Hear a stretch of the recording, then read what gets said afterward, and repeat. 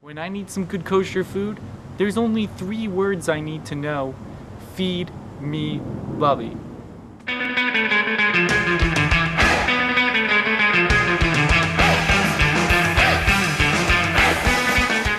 Today we're going to make Blintzes, and we've received so many requests that we decided that this episode, next episode, has to be Blintzes. It brought back the memories when the children were little and I used to make the blettle. You know, I got a little lazy the last several years and I bought frozen Blintzes, and they're not bad. I had to find my recipe, and it was buried under so many other little recipes. A little small little piece of paper. And the feelings and the love when I found it stained, the paper stains and everything. Well, you know, Blintzes, you can eat it in the morning for breakfast, for lunch, for supper, for dessert. Blintzes is something you can eat all the time. So I want to thank you all for sending in your requests. It really helped me a lot to bring back happy, healthy memories. So today I hope that you'll all enjoy and share with me how to make the blettle. The ingredients for the blettle, which are the leaves, or in English you call it crepes, are very simple. 2 eggs, 2 cups of water, and flour, and that makes the batter. And as you know, we always crack our eggs individually. There's 1 egg, which I did a little ahead of time. It's my 2nd egg. Beat them slightly, you know, so they mix. Then alternate with the flour and the water until you've used everything up. A little flour,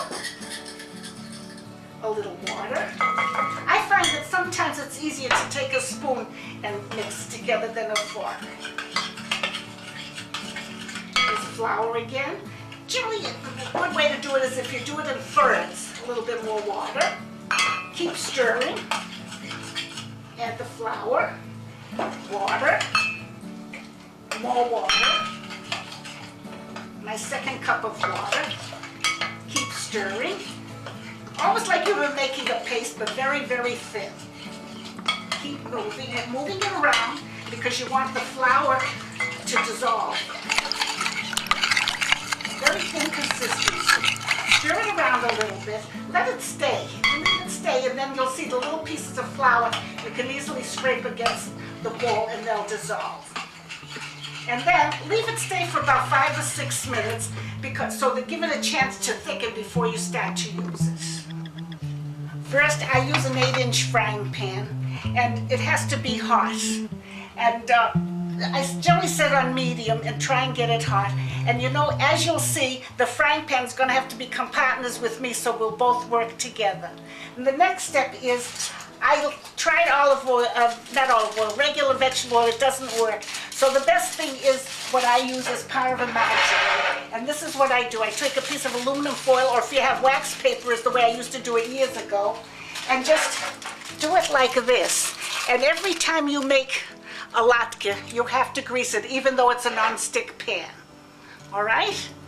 And then we have to, I'll give you the measurements. I generally use 3 tablespoons of the mix, and I'll show you with the mix. You always have to keep stirring every time you make a blettle because you don't want the flour to separate from the liquid mixture. And I use about 3 tablespoons. You don't have to measure exactly, but to make a choice is better. It's 1, 2, and 3. Oh, and don't be disappointed if the first 3 or 4 don't come out right. You have to have a partnership with the frying pan. It takes, even the best of us have problems the first few. All right, and I think we're ready to put them in the frying pan. I've got the mixture ready, and now I'm ready to begin with the Blintzes. Oh, did I say latkes? I meant Blintzes. I don't know. All right, here we get started. I have the margarine. Now watch out, because it's going to be hot. See how it gets? And you have to be fast. There. And the first one will never come out good. Don't feel badly. It takes a little time to get it straightened out. And this is the way your first one's going to look, and it's not good. And watch, if it doesn't turn out, it will be a problem. Well, it turned out, but still, look at all the holes in it, and it's not perfect. Let's go back and make some more. All right, put the frying pan on. We have to get some more of the liquid.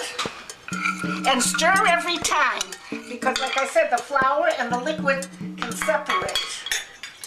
Attempt number 2. Remember, patience and don't be discouraged. Number 2. And every time you do this, remember you have to grease the pan.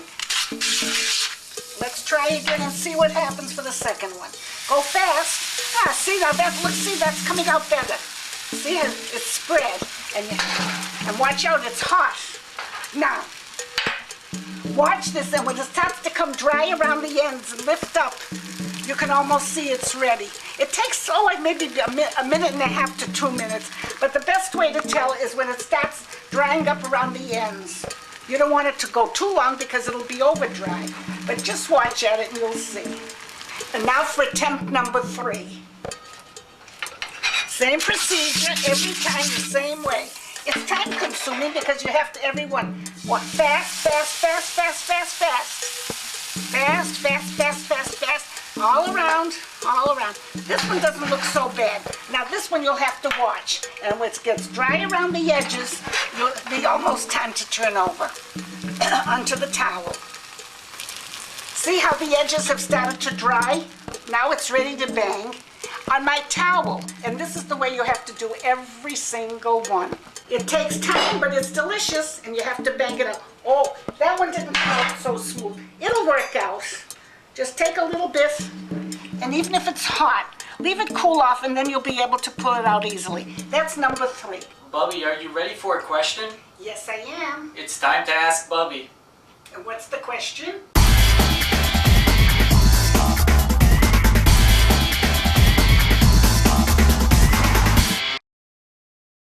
Okay, Bubby, the question today comes from Meredith from BRAINDOUCHE.net, who asked, "Dear Bubby, I just found your show today. I absolutely love it. I'm planning on trying several recipes, but I've noticed that you haven't once used butter in any of your dishes. Do you have any advice on where I could substitute butter in your recipes safely, and where it would be a bad idea?"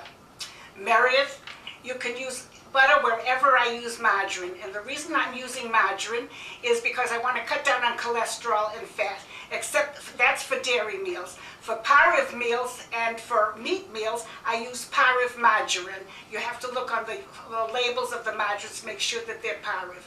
Butter is ideal, but to cut down on fat and cholesterol, that's the reason.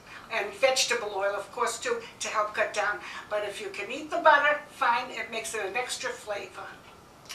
If you'd like to ask Bubby, email us at feedme@chalutzproductions.com or call the phone number below. And with that, now it's time for the Yiddish word of the day. Bubby, what's today's Yiddish word? Today's Yiddish word is Yontif, and Blintzes is part of Yontif. Yontif means holiday, and shavuos will be coming up, and that's the day that we got the 10 Commandments. And on that day, mostly we eat dairy, so Blintzes is a must, as well as eating Blintzes all year round.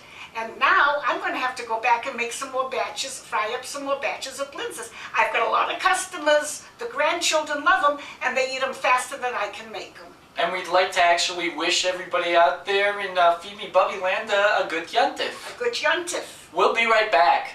Avram here with another behind the scenes look. I just got back from Media Stream East in the Big Apple itself. There I saw one person that forgot to email directions to a client location to himself. I told him that with Go to My PC, you can operate your PC just like you were there.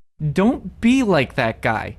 Try Go to My PC by visiting Go to My PC for your 30 days free of unlimited access. By the way, thank you to everyone who wrote in about the feature in the May 10th Wall Street Journal article. Be sure to sign up for our newsletter to find out exciting news, including details on the new easy-to-read and print look of our website. Now back to the delicious, sizzling Blintzes. Several batches of the blättlach, the leaves. I want to show you how it improves after making several of them. I have them on a paper, on a cloth towel, and you can see for yourself the difference. This is number 1, and this is number 2, and gradually it improved. So don't get discouraged if the first few don't come out correctly. And now I'm going to prepare my cheese filling. And for those who want to watch the weight or whatever, on our website we will list fruit fillings. And now what I have is 2 eggs that I'm going to beat slightly. And then I use farmer cheese, plus a half a pound of cream cheese, and half a teaspoon of cinnamon, half a teaspoon of salt, and tablespoon of sugar. Mix it all together and let's begin. It's my pot cheese and my cream cheese, and this has to be worked together, softened. Soften it with a fork so that it all blends pretty well. And now I'm slightly beating the eggs.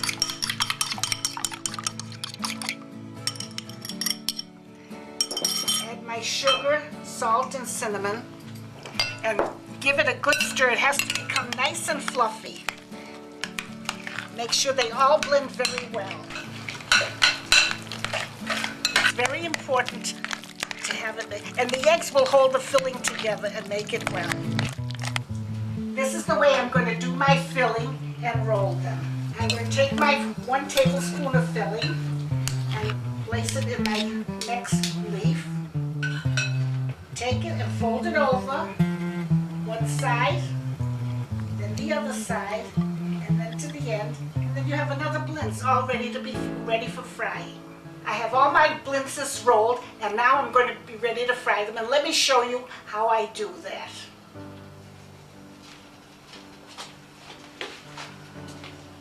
Oh, and I fry the blintzes in a hot frying pan. And frying, you can either use vegetable oil or the margarine. And as long as I have my margarine ready, I'm going to use my margarine. My frying pan is hot, and I'm going to add my margarine, quite a bit.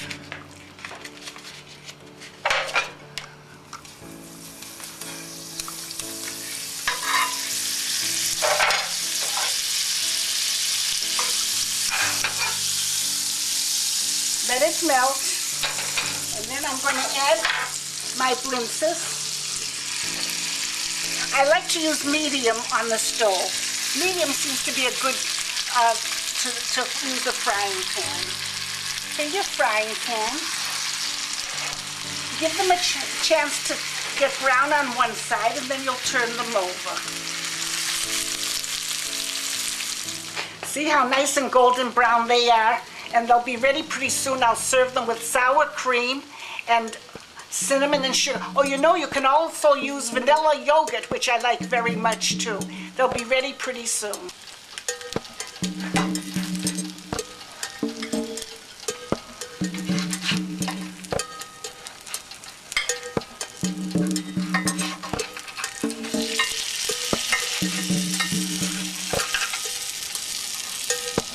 Sour cream and a sprinkling of cinnamon are perfect for the blintzes.